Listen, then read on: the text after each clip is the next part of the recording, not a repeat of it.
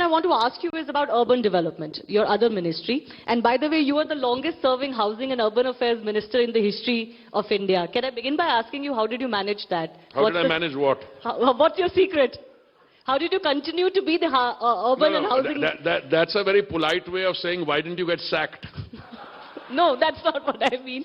I mean, there must be a secret. You've made the longest. No, there's no secret on anything. I mean, there's no secret on anything. I mean, look, with all humility, I must tell you, it is entirely the Honorable Prime Minister's prerogative as to which of his colleagues he appoints to a particular portfolio. Now, I think there was some eyebrows raised, if I may say that, when I was appointed, because I came after 39 years in the world of foreign security and trade policy. Yes. All right? I was a Foreign Service career diplomat, 39 years there. I spent 6 years in the international world of foreign and security policy, think tanking, and then I've been minister for nearly 6 years. So, I'm always reluctant to answer the question, how have you served so long? Because, anything you might say might be held against you. As before you're taking somebody in any statement that you make now, it can be held against you. Look, I feel deeply privileged that the Honorable Prime Minister chose me without any known experience in this field.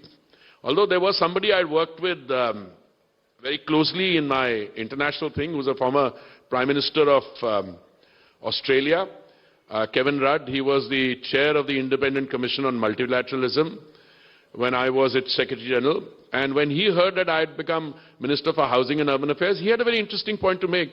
He said, trust somebody like Mr. Modi, because out of the 17 Sustainable Development Goals that we are dealing with, SDGs, 6 of them are dealt with my ministry in some form or the other. So can I come to that? 11, SDG 11 and so on. Yes, so can I come to that? You obviously helmed Smart Cities initiative. You also helmed the Pradhan Mantri Awas Yojana Urban.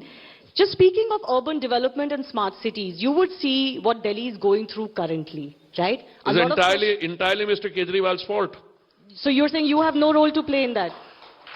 Land is a state subject, yaar. I mean, if you can't start a discussion with that, I mean, this guy gets up every morning and makes some false claim or the other, some absurd claim.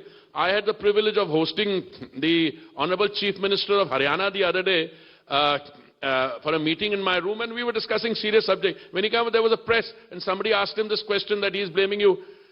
I mean, I admire Mr. Khattar's, Manohar Lalji's restraint. He said with a straight face, slight smile, he said, I think there's a difference between a barrage and a dam. So, if your local authorities, I am not going into name calling, because I think this, as my friend Gajan Singh ji said, the Jal Shakti Minister, not the time for name calling. But if you're going to tell me, I'll say, you have a mechanism to deal with this, you set up meetings don't take place, you're supposed to, when I was Joint Secretary Navy, we used to have something like desilting, cleaning the, this thing. If local authorities under new...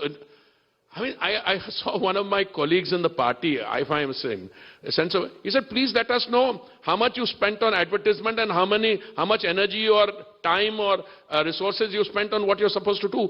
Look, young lady, land is a state subject. No, sir.